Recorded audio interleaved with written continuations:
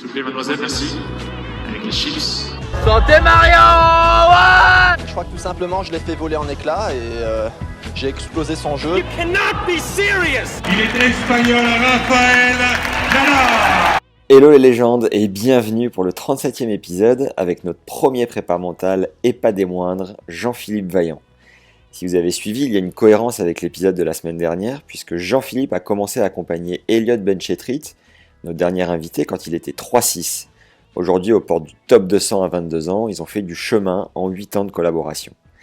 Vous allez le découvrir, notre invité a vu un paquet de joueurs et de joueuses du top 100 passer et il a également travaillé pour le coach de Serena Williams, Patrick Mouratoglou. Je vous invite grandement à récupérer les notes de l'entretien qui sont en lien gratuit juste en dessous en description. J'ai eu besoin d'une seconde lecture lors du montage pour prendre pleinement la mesure de la richesse et de la plus-value de cet épisode. C'est cadeau, c'est à dispo et ça vous permettra de gagner un temps fou dans votre approche mentale du tennis pour être beaucoup plus solide en match. Ce sont des conseils précieux d'un professionnel qui accompagne l'élite du tennis depuis des années et vous pourrez vous y référer avant chaque match. On aborde un cas d'école plus que jamais d'actualité, celui de Benoît Paire. On parle émotions et comment les gérer. On aborde un outil puissant qu'est la visualisation. Jean-Philippe nous explique comment entrer dans la zone, cet état mental de concentration ultime où tout réussit. Il nous explique aussi comment être relâché sur le court. Vous comprendrez enfin pourquoi on perd des matchs et ce qui explique la cause numéro 1 d'une défaite, si toutefois on n'a pas Roger en face ou un adversaire bien supérieur à soi. Bref, vous commencez à le comprendre, l'échange qu'on vous propose aujourd'hui est d'une grande richesse, alors gardez-en une trace et récupérez les 14 grands enseignements de notre expert en préparation mentale, premier lien en description. Jean-Philippe nous rappelle que c'est le travail d'une vie entière pour sans cesse repousser ses propres barrières. Le tennis reste un sport où la défaite est bien plus présente que la victoire, hormis pour les tout meilleurs comme Rafa, qui selon lui est un maître en la matière. Assez de suspense, après nous avoir mis 5 étoiles sur Apple Podcast et un avis sympa, place au 37e épisode. J'en reviens pas, la vitesse à laquelle les semaines s'enchaînent. Avec notre expert en préparation mentale, Jean-Philippe Vaillant, bonne découverte et bonne écoute à tous. Alors Jean-Philippe, tu es maître praticien en PNL, programmation neurolinguistique et en sophrologie. Tu pratiques l'hypnose ericksonienne, des arts martiaux et des sports de combat. Tu es coach et préparateur mental spécialisé pour les joueurs de tennis et de golf. Tu as notamment accompagné Marcos Baghdatis, Paulo Mathieu, Hicham Arazi, Gilles Muller ou Pauline Parmentier et pas loin de 25 joueurs de golf. Tu es l'auteur donc de 3 livres, Tennis, Penser comme un champion, plutôt bien noté d'ailleurs sur Amazon, Golf, le mental pour scorer et Putter Mind.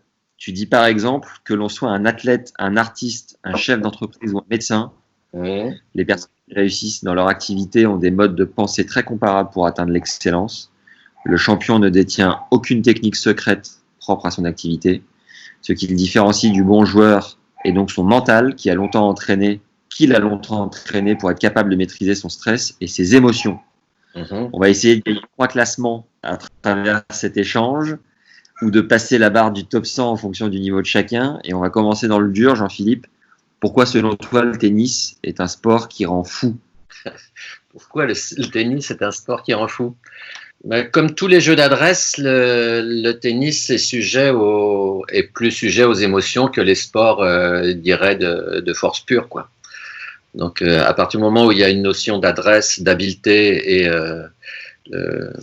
l'émotion ressentie par l'athlète a un impact beaucoup plus grand que sur un 110 mètres haies, par exemple. Bien que le mental a quand même une incidence, mais c'est pas du tout la même chose, quoi. Est-ce que tu es joueur, toi, à la base, de tennis ou de golf ? Comment tu es arrivé dans ce milieu-là ? Tu es golfeur, d'accord. Ouais. Et comment tu t'es formé ? Comment tu as fait tes armes en termes de préparation mentale ? Oh, c'est toute une histoire. Ça t'intéresse ? Si je te pose la question.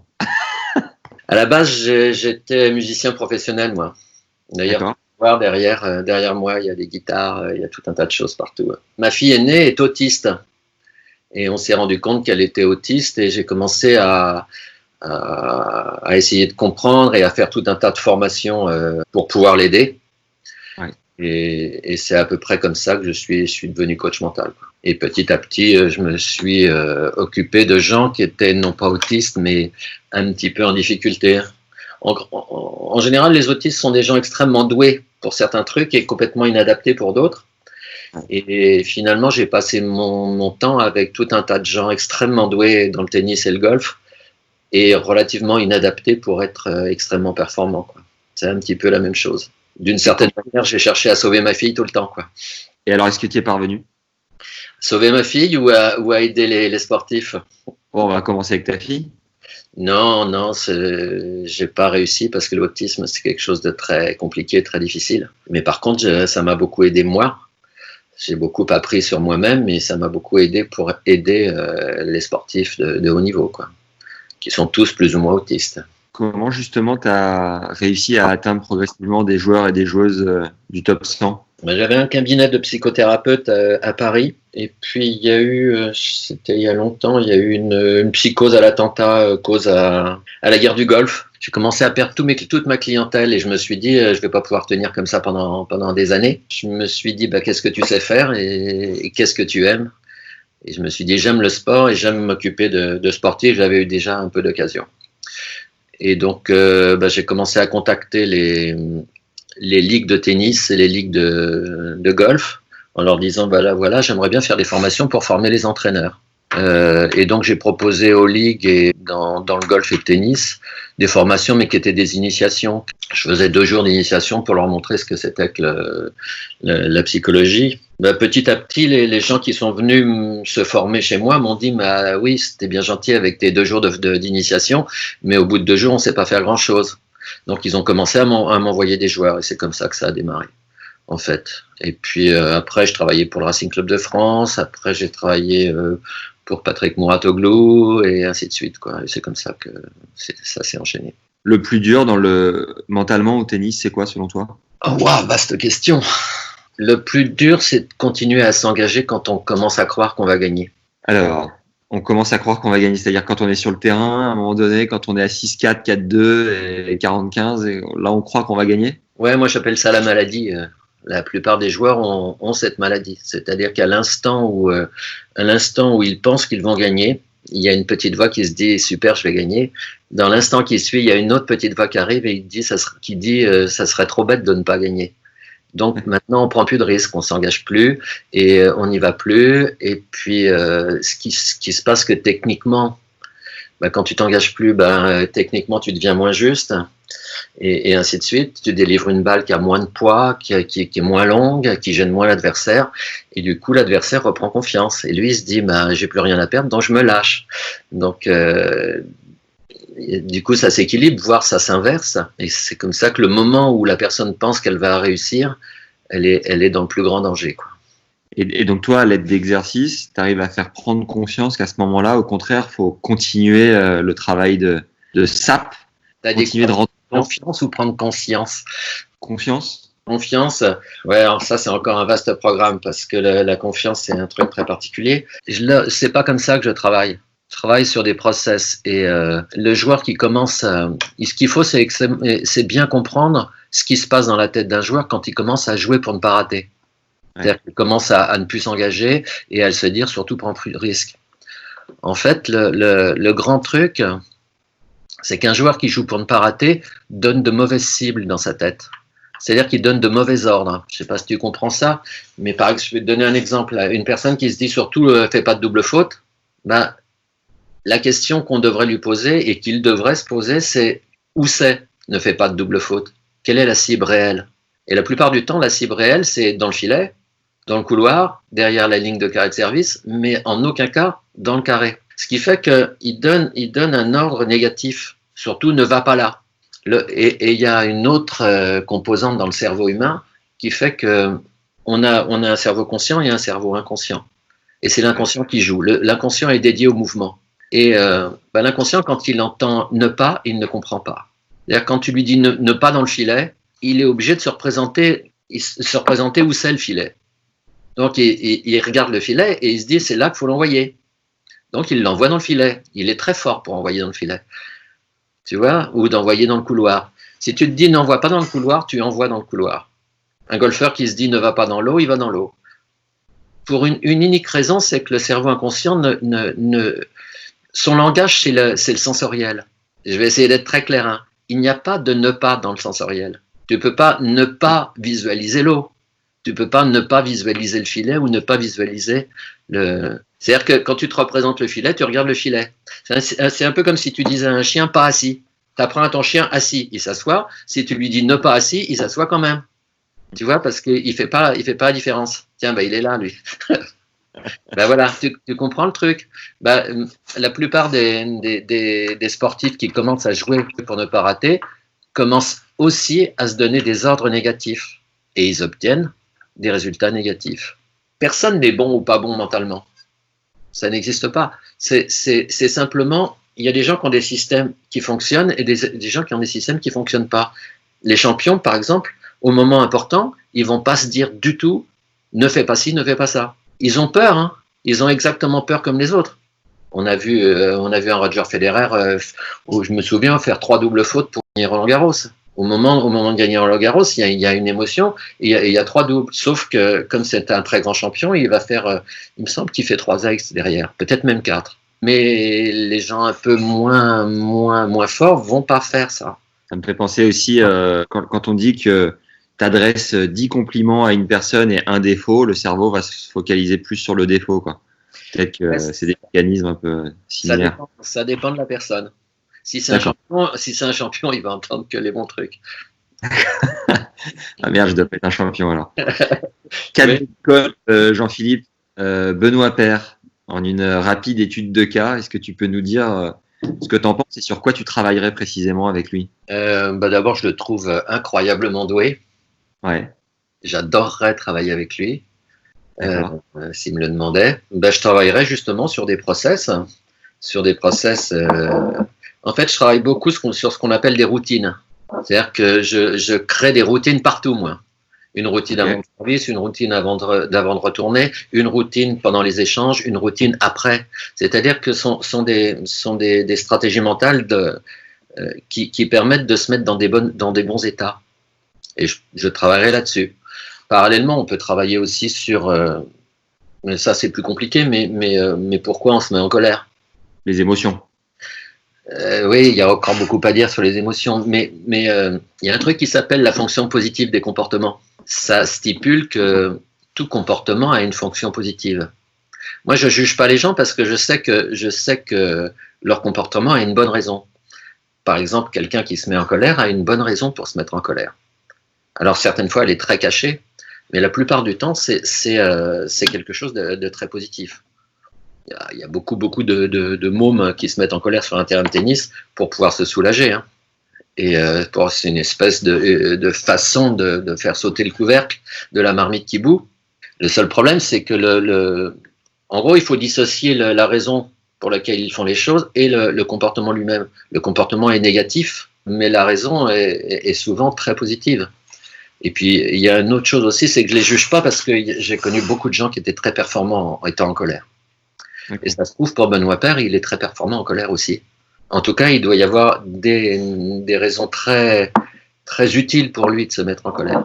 Je me risquerais pas à lui dire arrête de faire ci, arrête de faire ça, parce que ça me paraît très, très dangereux. Tu lui trouverais une routine dans sa colère alors? J'essaierais qu'il comprenne à quoi ça lui sert et on essaierait de négocier pour pouvoir, si on pouvait trouver d'autres solutions qui permettraient d'avoir les fonctions positives sans la fonction négative.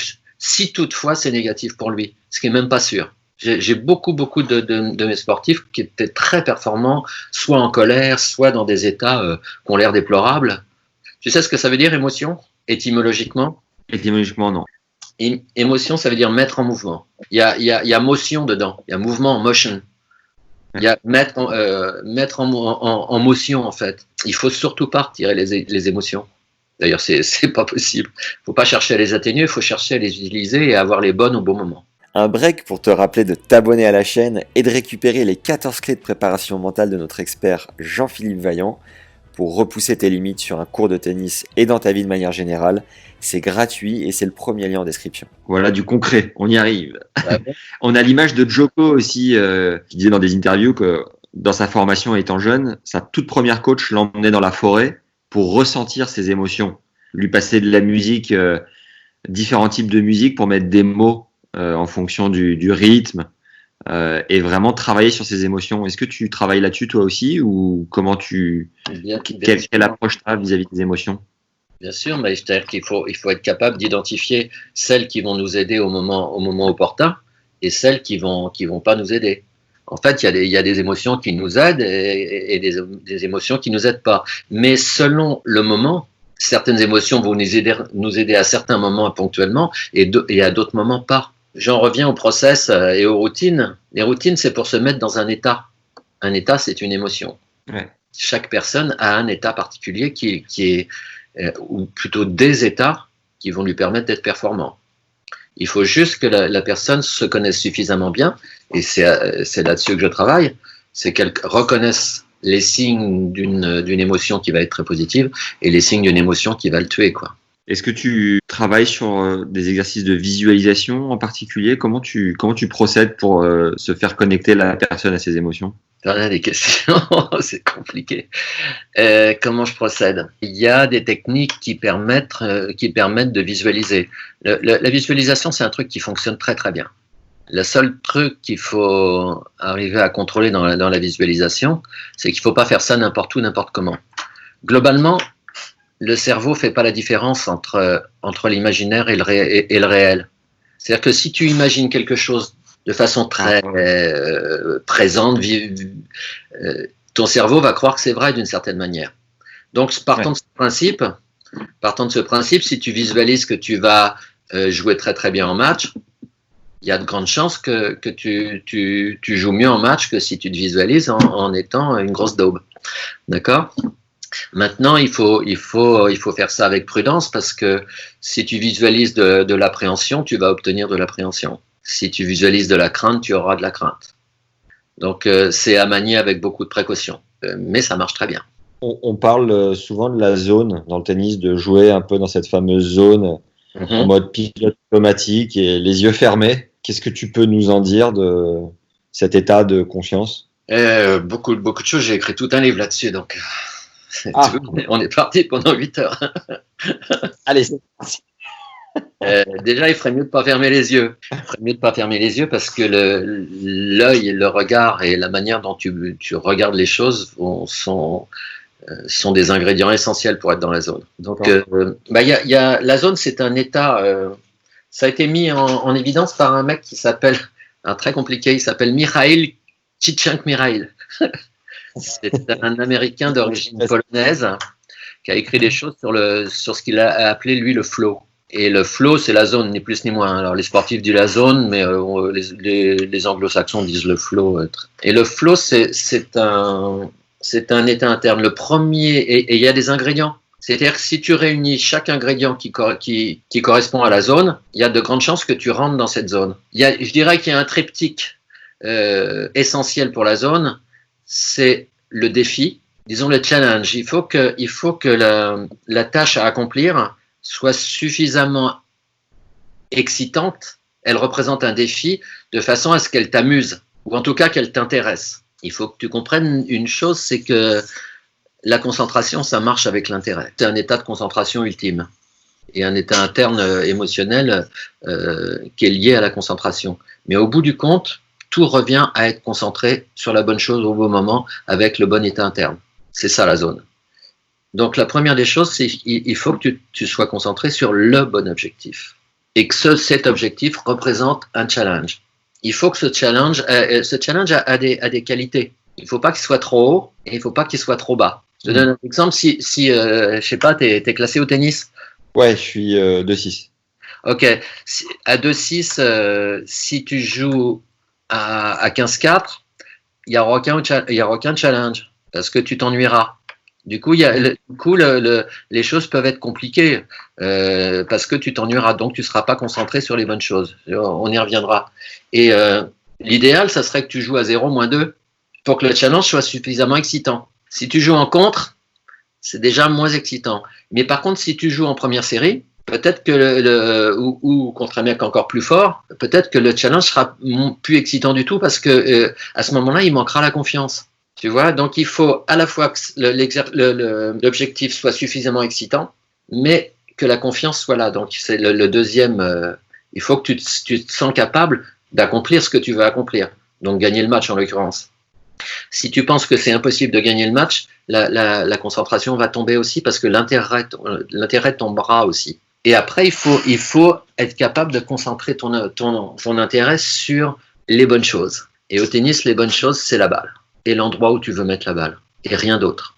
Et rien d'autre. C'est-à-dire que quoi que tu fasses au tennis qui n'est pas regarder la balle et l'envoyer à un certain endroit, avoir une zone claire, c'est à peu près nul et non avenu. C'est-à-dire que quand on parle de sensation, cette fameuse expression qui dit « je ne sens rien », et si tu as fait 2 premiers tours, les 2 tournois d'avant, quelque part, tu as quand même beau te focaliser sur la balle et sur la zone, si tu arrives avec un manque de rythme et tout ce qui s'ensuit, ça paraît quand même compliqué, tu vois, de base. Parce que tu crois que tu te concentres sur la balle et la zone. Mais c'est pas ce que tu fais quand tu n'as pas de sensation. D'accord. Ce que tu fais quand tu n'as pas de sensation, c'est te concentrer sur essayer de rechercher des sensations dans un passé proche qui t'ont donné des bonnes sensations de balle. Mais tu regardes pas la balle réellement.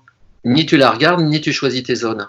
Tu crois que tu le fais, mais tu le fais pas. Et donc, moi, à l'entraînement, je travaille beaucoup sur des exercices qui permettent d'être sur la balle et sur la zone. D'ailleurs, pour te dire, je ne travaille pratiquement que ça. Et le souffle aussi, tu l'intègres ou pas forcément? Tu t'embêtes pas avec ça? Je m'en fous du souffle. Franchement, je m'en fous. J'ai essayé pendant des années de demander à des golfeurs ou à des joueurs de tennis de synchroniser souffle et frappe. C'est trop difficile à faire. Et puis, j'ai renoncé à ce genre de truc.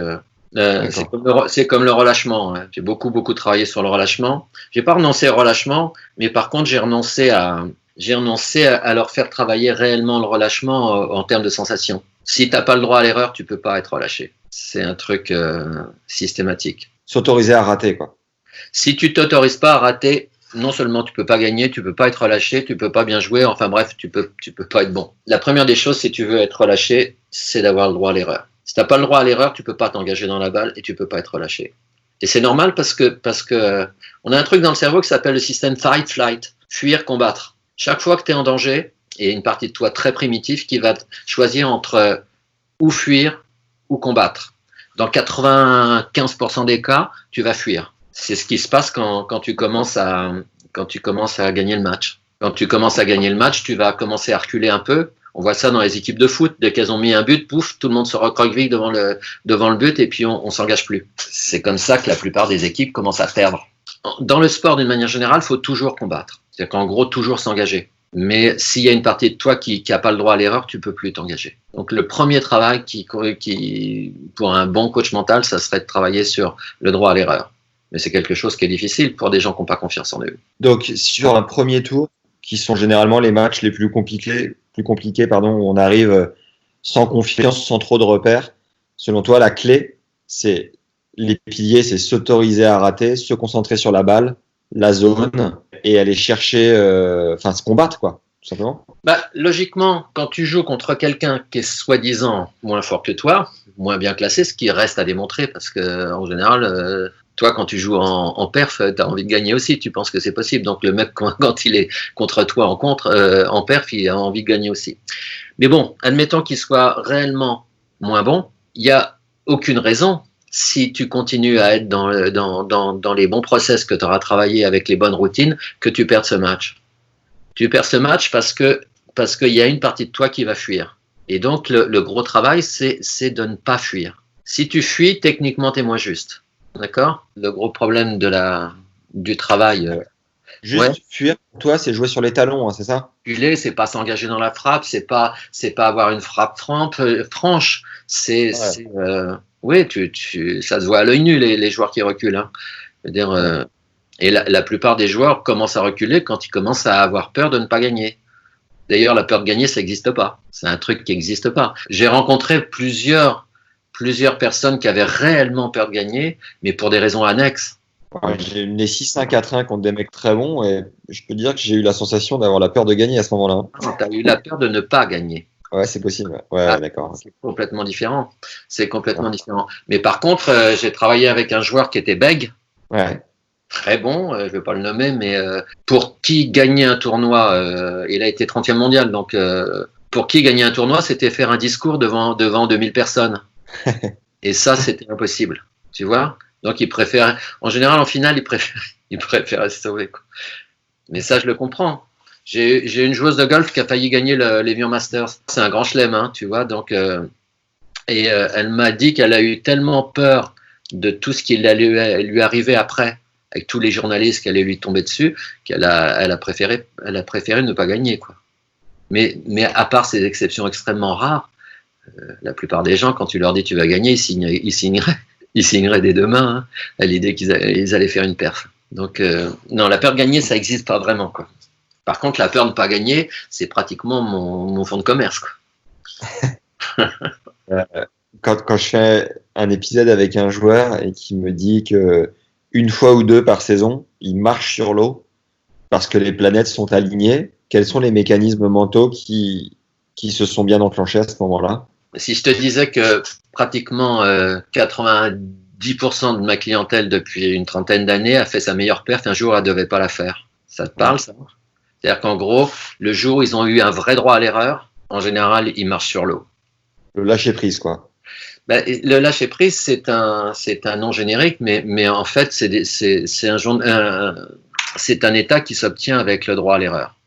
J'ai le droit de me lâcher. J'ai eu plein de joueurs qui ont réussi leur meilleure perte un jour où ils étaient un tout petit peu blessés, pas suffisamment pour ne pas pouvoir jouer, ou leurs copines les avaient largués, ou leurs copains.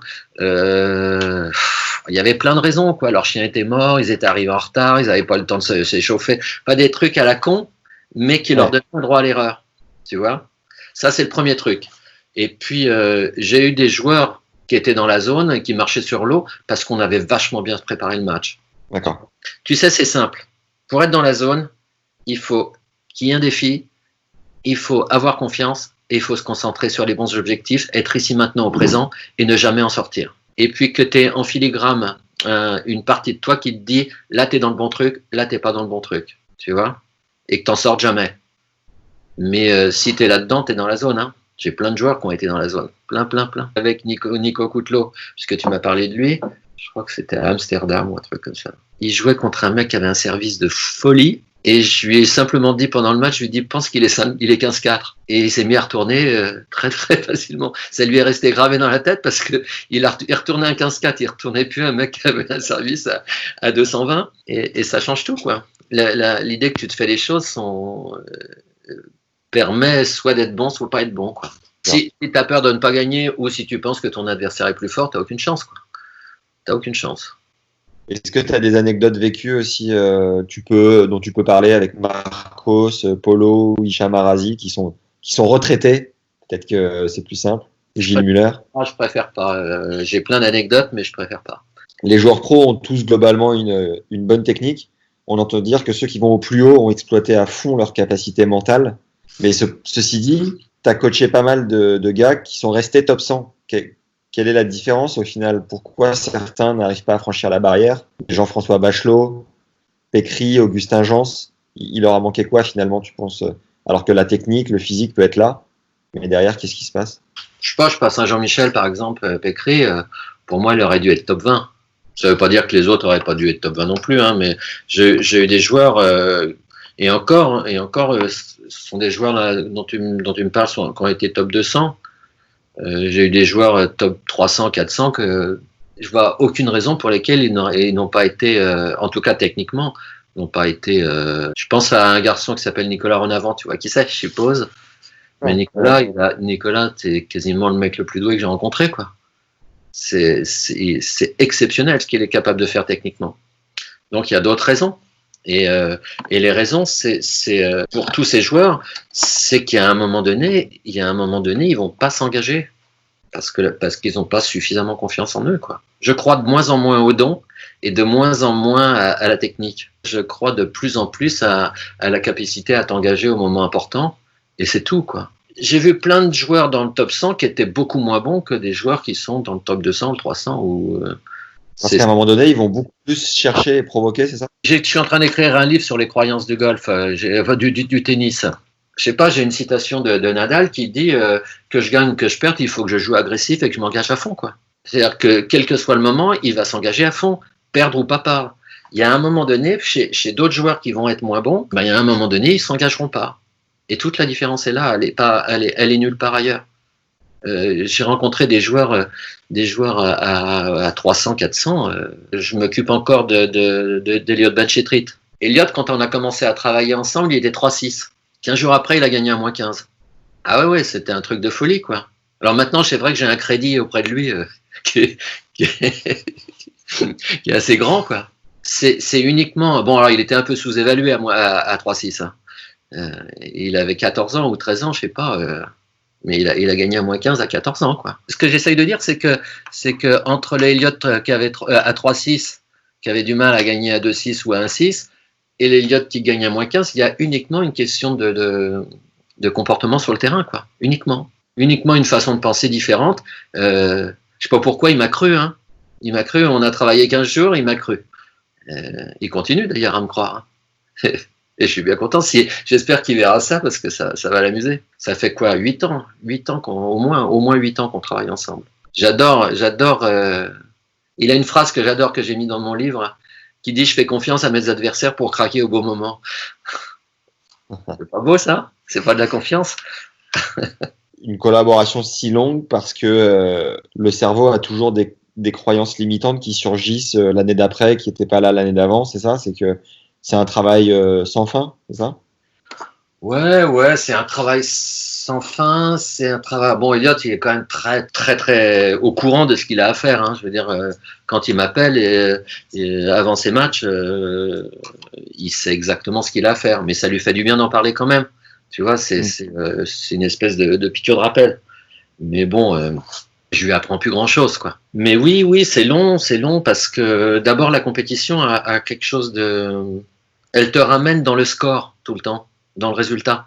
J'avais des joueurs qui revenaient de tournoi au bout de 3 semaines ou 4 semaines et qui me disaient, en venant me voir, qu'ils venaient à la déchetterie. C'est-à-dire qu'ils venaient retirer toutes les poubelles, pensées un peu négatives qui sont liées aux résultats, aux besoins de gagner du fric pour pouvoir payer leur loyer et tout ça. Tu vois, il y a plein de petites scories qui vont t'empêcher, quoi. Donc les gens reviennent me voir souvent et longtemps pour pouvoir vider leur tête, quoi. C'est à peu près ça. C'est vrai que c'est quelque chose de récurrent. Tous les joueurs de tennis qui disent, tu sais, tous les lundis, enfin tous les dimanches, ou peu importe le moment de la semaine, il y a toujours un moment où tu finis par perdre. C'est un sport où toutes les semaines, à part les 2-3 meilleurs, tu perds. Mentalement, quelle serait ta recommandation pour gérer ce sentiment un peu d'être un loser ambiant? Bah, tu sais, il n'y a pas tellement de recommandations. La plupart du temps, ce qui ne peut pas être évité doit être accepté, hein. C'est ce qu'on dit. La bonne nouvelle pour les gens qui perdent, c'est qu'il y a un tournoi la semaine d'après. Et puis la mauvaise nouvelle pour le mec qui gagne, c'est qu'il y a un tournoi la semaine d'après. Il y a pas d'autre choix, mais c'est vrai que c'est quelque chose d'assez difficile. Par exemple, un joueur 80 mondial, il perd 2 fois sur 3, quoi, à peu près. Et c'est pas simple à gérer. Surtout que la plupart du temps, quand ils étaient petits, ces joueurs-là, ils gagnaient toutes les semaines, quoi. Tu vois, et c'est quelque chose qui est pas facile à gérer. Je vois pas, il y a que de l'acceptation, hein. Philosophie, acceptation. Et selon toi, dans l'ADN, dans les gènes, il y a intrinsèquement des personnes qui naissent beaucoup plus fortes mentalement que d'autres? Non. Pour moi, ça n'existe pas, ça. Ça n'existe pas. Il y a simplement, je te dis, des gens qui ont été éduqués avec des systèmes qui sont aidants et qui vont permettre qu'ils deviennent des champions. Et puis des gens qui ont des systèmes qui sont moins aidants et qui seront pas, ou qui auront du mal à devenir des champions, quoi. Tu vois, je crois pas à l'inné dans ce domaine. Je veux dire, si tu prends quelqu'un qui a pas confiance en lui, s'il était né dans une famille qui lui aurait donné confiance, ça serait un autre être humain, quoi. Il y a de grandes chances que, je sais pas, je pense à, non, je vais pas te donner de nom, mais j'ai un de mes joueurs qui me disait que son entraîneur lui disait: tu seras jamais fort. Même quand il était première série, Il lui disait, tu seras jamais fort. Tu vois, c'est pas aidant, quoi. Tu vois, c'est pas aidant du tout. Et... Comment ça marche travailler avec toi, Jean-Philippe? Combien ça coûte et c'est quoi le processus, la manière de fonctionner? Je vais pas te dire combien ça coûte, mais par contre, l'idéal c'est de venir me voir. On fait un premier entretien et puis on décide ensemble de l'objectif à atteindre. En gros, je demande à la personne ce qu'il veut, ce qu'il attend de moi. Ce premier entretien consiste aussi à ce que moi j'ai envie de travailler avec lui. Et que lui a envie et de constater s'il a vraiment envie de travailler avec moi. Disons que je suis arrivé à un moment de ma carrière où quand j'ai pas envie quoi. Ça peut arriver. Hein. J'ai refusé comme ça une jeune fille qui était numéro 1 française au golf, une petite jeune. Et puis après on va sur le terrain quoi. On va sur le terrain et on travaille des choses qui sont liées à ce dont il a besoin et ce qu'on a déterminé en déterminant les objectifs. En fait, je fais une espèce d'audit, je sais plus. Je fais un état des lieux, et puis on regarde ce qui fonctionne et ce qui fonctionne pas, et puis on va travailler sur ce qui fonctionne pas. C'est-à-dire que si je suis à Biarritz, tu prends un train et tu viens me voir à l'entraînement. Ouais, si tu as les moyens de me faire venir. J'ai les moyens de vous faire venir, monsieur Vaillant. Oui, bien sûr. Je voyage moins maintenant parce que j'en ai un peu marre. Mais oui, il y a une époque où je prenais 2 avions par semaine. Quoi. J'entendais ce matin que le cerveau, en fait, j'ai fait une recherche j'avais cette idée reçue qu'on exploitait à 10-12% les capacités du cerveau humain et en fait, c'était pas du tout vérifié. Mais en revanche, j'ai trouvé une info qui disait que le cerveau se nourrit de 20% de réserve énergétique du corps, ce qui est assez énorme. Est-ce que tu as d'autres infos un peu cachées comme ça sur le fonctionnement du cerveau et la manière dont on peut un peu mieux optimiser notre machine de guerre? Je suis pas un spécialiste du cerveau en termes de neurologie. Hein. Je comprends bien comment ça fonctionne. Tu sais, au cours de mes entretiens avec les joueurs et mon travail avec les joueurs, je suis amené à aller sur le terrain. Et je suis amené aussi à travailler sur l'apprentissage. Parce que la plupart des gens qui ont des problèmes de mentaux, entre guillemets, le problème vient de leur apprentissage et de la manière dont ils apprennent. Ce qu'il faut, c'est les infos que je pourrais te donner sur la manière d'apprendre. Sur le cerveau, c'est comment le cerveau apprend, quoi. Et la première des choses qu'il faut comprendre, c'est que le cerveau apprend parce qu'il fait des erreurs. Et ça, c'est extrêmement important. C'est-à-dire qu'un enfant qui apprend quelque chose ne théorise absolument pas sur ce qu'il est en train d'apprendre. Et pour cause, il n'a pas les moyens intellectuels pour théoriser. Le gros problème du sport, et notamment en France, c'est qu'on pense que pour apprendre, il faut expliquer.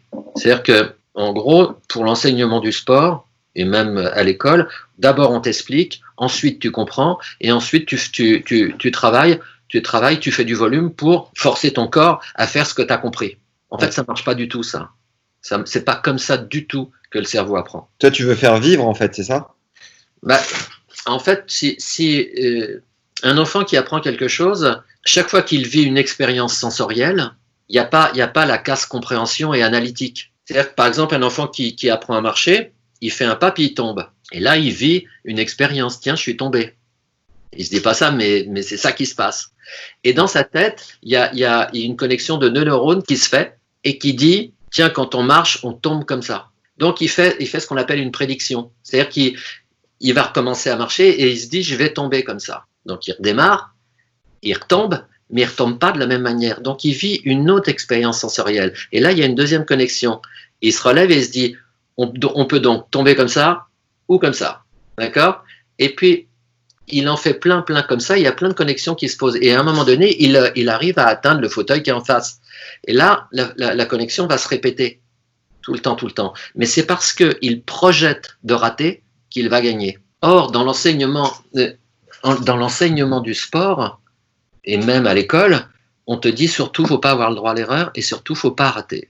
Le gros problème, c'est que les gens qui ne peuvent pas rater ne peuvent pas apprendre non plus. Et alors après, on nous dit, oui, mais les enfants, ils n'apprennent pas comme les adultes. Mais c'est une grosse connerie. Les adultes, ils apprennent exactement de la même manière, sauf qu'ils ne savent plus le faire. Et moi, je passe mon temps à leur réapprendre ça. C'est très simple. Alors, je connais des entraîneurs qui font ça très bien. Moi, je fais ça très bien. Et puis je connais des entraîneurs qui passent leur temps à t'expliquer. Alors j'ai rien contre eux, mais par exemple quand je prépare quelqu'un pour un match ou pour un tournoi de golf, si l'entraîneur se pointe et qu'il vient donner des conseils techniques juste avant de jouer, bah, ça me tue mon travail. Ouais, il y a pas très longtemps, il y a un pro de golf qui est venu, et j'avais bien préparé mon joueur avant de démarrer, et puis l'entraîneur dit mets bien tes bras là-haut, comme ça là, pas comme ça, comme ça. Bah, tout ce que j'avais fait pendant 2 heures, c'était mort. Et donc il y a beaucoup à faire. D'ailleurs, je passe mon temps à former les entraîneurs. Ils viennent pas. Donc toi, tu te dis mais n'hésite pas à foirer ton putt, vas-y, attaque-le, vas-y. En gros, t'encourages à se lâcher, quoi. Je lui dirais pas n'hésite pas à le foirer, mais par contre, je lui dirais attaque-le, oui. Rentre dedans, engage-toi, bien sûr, et accepte si tu le rates. Mais par contre, tu dois avoir un process qui t'amène à penser que tu vas le réussir. Tout ton process doit t'amener à être dans le bon état et te dire je vais le réussir. Tu le joues, tu le réussis, tu fais yes. Si tu le rates, tu l'acceptes et tu passes à autre chose. C'est exactement. Alors ça par exemple, c'est ce qu'on appelle un ancrage. Tu vois, tous les sportifs qui réussissent font yes, comme ça. D'accord ? C'est un ancrage. C'est-à-dire que chaque fois qu'ils réussissent, ils font ce truc-là. À la fin, il suffit de faire ça pour être bien. J'ai une petite anecdote. J'avais une petite jeune fille dont je m'occupais, qui était refusée par par sa ligue, parce qu'elle jouait pas suffisamment bien, elle n'avait pas assez de niveau. Et on a commencé à travailler, et je lui ai demandé de chaque fois qu'elle réussissait quelque chose de bien, de faire yes, super. D'accord ? Donc, on a travaillé pendant 2-3 mois, et puis au bout de 2-3 mois, elle commençait à battre toutes les filles de la ligue, de son âge. Et des petites jeunes de 11-12 ans, elle commençait à toutes les battre. Et du coup, la ligue s'est dit, on va la faire venir, finalement. Tu vois ? Et premier entraînement à la ligue, ma petite, elle continue à faire ça, quoi. Donc, elle s'entraîne, et puis dès qu'elle réussit à fois, elle fait yes, comme ça. Et là, il y avait une fille qui était entraîneur de la ligue, qui lui dit, ici, on fait pas ça. On respecte les autres. Donc, et au bout de 3 mois, ma petite jeune a arrêté de jouer au tennis. C'est très intéressant, ça, parce que ça veut dire que dans l'esprit de l'entraîneur, il y avait une croyance qui disait, quand on s'encourage, quand on a réussi quelque chose, on manque de respect à quelqu'un, et particulièrement à son adversaire. Nadal, il fait ça. Tu joues Nadal n'importe où sur n'importe quel tournoi, au premier point gagné, il te regarde et puis il fait yes, hein. Il fait pas yes, il fait vamos, mais c'est pareil, tu vois. Mais là, dans l'esprit de l'entraîneur, c'était on manque de respect quand on s'encourage à l'entraînement. Dans l'idée. Oui, mais ça te montre à quel point les croyances des gens vont aider les autres ou pas. Pour terminer, si tu as encore peut-être 10 minutes, j'ai quelques questions de fin qui sont communes à toutes les interviews. Quel est l'échec qui t'a le plus appris ? Franchement, j'en sais rien. J'ai l'impression que tous mes échecs m'ont fait grandir, et tous les échecs m'ont fait grandir. Non, je n'ai pas un plus qu'un autre. On parlait de Nicolas Coutelot. On avait bien travaillé pendant le Roland-Garros, et puis il a perdu, il me semble, 7-6, 6-7, 7-6, 7-6 contre un Australien, Owen Arthur. J'avoue que ça m'a pas plu. Non pas qu'il ait perdu, mais qu'il n'ait pas gagné, quoi, tu vois, alors que je pensais qu'il allait le faire, quoi. Par contre, j'ai eu des réussites qui étaient vraiment super, quoi. Eh ben, c'est la question d'après. La plus belle réussite. Tu sais, certaines fois, emmener un 15-4 2-6, c'est presque plus amusant que d'emmener si je pense à des pros, oui, les qualifs de Jean-François Bachelot à Wimbledon, c'était génial. Le 3e ou 4e tour de Karim Alami contre Gustavo Kuerten, alors qu'il n'avait jamais gagné un match à Roland-Garros, ça c'était génial. Je sais pas, il me semble une demi-finale à Lyon avec Hicham Arazi, ça chez les pros. Je m'occupe d'un joueur là, j'espère l'emmener 500 mondial alors qu'il est 0 et qu'il a 30 ans. Et ça j'anticipe un peu, mais en gros, le mec a un coup droit de première série, un revers de première série, une volée de première série, un service de première série, mais il est 0. Et je trouve que le challenge est très amusant, quoi. Et le gars est chaud à s'investir 2-3 années pour aller chercher des points ATP ? Oui, je pense. Avec Elliott, j'ai grand souvenir aussi. Je veux dire, je suis très fier du parcours d'Elliott. J'en ai eu tellement. Non, c'est déjà bien. Quelle est ta définition de la richesse, Jean-Philippe ? Définition de la richesse ? Je sais pas, dépenser sans avoir à compter. Est-ce qu'il y a un livre que tu recommandes en particulier ? Un livre qui aurait marqué ta vie? Il y a un livre qui s'appelle Use Your Brain for a Change, d'un mec qui s'appelle Richard Bandler, qui est le maître de la PNL. Ça, parmi les livres professionnels. Hein. En une ou deux phrases, quoi il t'a particulièrement marqué? Bah, le mec a tout compris quoi sur le fonctionnement humain. Donc ça c'est le premier truc. Il y en a un deuxième, c'est Inner Game of Tennis de Timothy Gallwey, qui est un livre fantastique, quoi. Écrit dans les années 60 ou 70, début 70, que personne n'a connu. Enfin, si, pas personne, mais personne n'applique, alors qu'il y a tout dans ce livre. Depuis les années 60, il y a un livre qui vous dit tout ce qu'il y a à faire et personne ne le lit. Je mettrai le lien dans la description de l'épisode. Ouais. Est-ce que tu pratiques la méditation? Yes. Et qu'est-ce que ça t'a apporté? La paix, la sérénité, la tranquillité. Est-ce que tu as une routine, un moment plus propice de la journée pendant lequel tu fais ta méditation? Je fais ça le matin tous les jours à 6h. Ah oui. Et pourquoi, selon toi, c'est si peu démocratisé dans le tennis, alors que j'écoute beaucoup de podcasts dans le milieu entrepreneurial, énormément de patrons, d'entrepreneurs méditent, et encore si peu dans le tennis? Tu veux vraiment mon avis? Le sport en France, le sport en France est à des années-lumière de ce que font les autres dans d'autres pays. Et je vais pas te parler de tennis, mais au golf, il doit y avoir un joueur top 100 en France, ce qui est absolument incroyable. Il y a aucune raison que le joueur français soit moins bon que n'importe qui au monde. Pour tout dire, il doit y avoir 3 ou 4 Belges dans le top 100 et ils sont 50 000 à jouer au golf et nous on est 500 000 et il y en a un. Il y a quelque chose qui va pas, quoi. Je veux dire, à une époque, il y avait 3 Irlandais du Nord, ils sont 1 500 000. Il y avait 3 Irlandais du Nord, top 10. Je sais pas si donc ils ont compris quelque chose que nous on n'a pas compris, quoi. Et ce qui est vrai. Alors au tennis, on est une très forte nation en termes de densité, mais on n'a pas un numéro 1 mondial depuis des années, alors qu'on a plein de joueurs qui auraient pu l'être.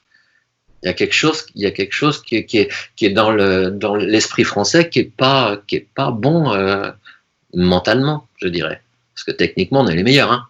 On est grippé mentalement. On travaille pas mentalement. C'est-à-dire tu vas au rugby en Afrique du Sud, il y a un préparateur mental par équipe. En France, je sais pas s'il y en a, il doit y en avoir 1 ou 2, mais il n'y en a pas beaucoup, quoi. Et Rafa qui revendique ne pas faire appel à un préparateur mental, mais axer ses capacités mentales sur le volume d'entraînement et de tirer sa force du volume d'entraînement. T'en penses quoi? J'en pense beaucoup de bien. Je veux dire, la méthode espagnole a prouvé qu'ils étaient très bons, hein. Mais regarde un joueur espagnol. Ça, c'est une des leçons, une des plus belles leçons que j'ai reçues de ma vie en termes de tennis. C'est Thierry Champion qui me l'a. Il y avait un joueur dont on s'occupait tous les deux, qui jouait un espagnol. Il me dit regarde notre joueur, regarde l'espagnol.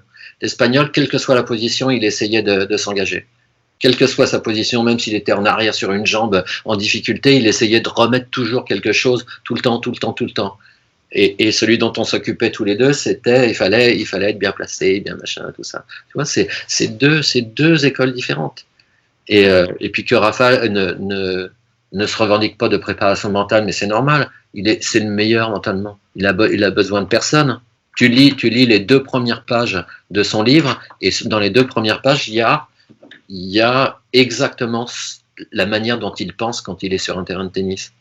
C'est-à-dire qu'en gros, il dit quelque chose du style, je ne pourrais pas te le dire exactement, mais il dit quand la balle arrive, je n'ai qu'à penser qu'à la balle, qu'au point que je suis en train de jouer. Si jamais j'ai la moindre pensée sur autre chose, je dois l'oublier, et ainsi de suite. Le mec, il est dans les process, mais de façon incroyable. Et il est d'autant plus dans ces process que c'est sans doute pas un mec très confiant dans la vie.